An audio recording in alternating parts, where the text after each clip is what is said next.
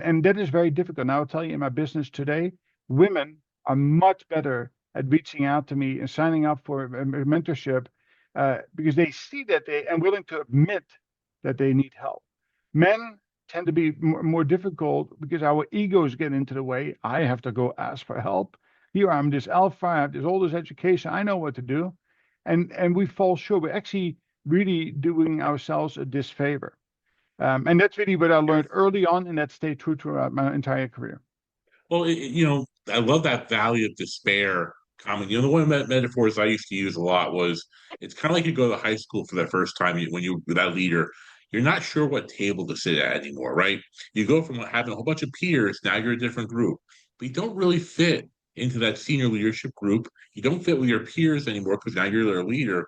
It's a little bit of a lonely spot, until you kind of figure that comfort zone of where to go. And really is different that first day. And it's interesting because so many of the skills you have that make you a great paramedic, that made me a great mental health technician, residential counselor, some of those skills are great for leadership. Some of them you have to kind of suppress a little bit, and be able to delegate more.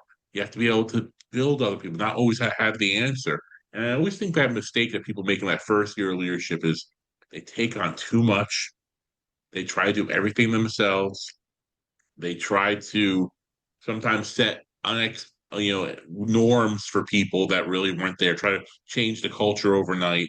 And I think as you learn more, it's really about developing other people and growing.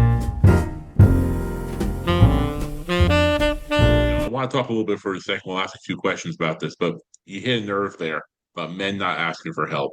And I remember the first time I got a coach.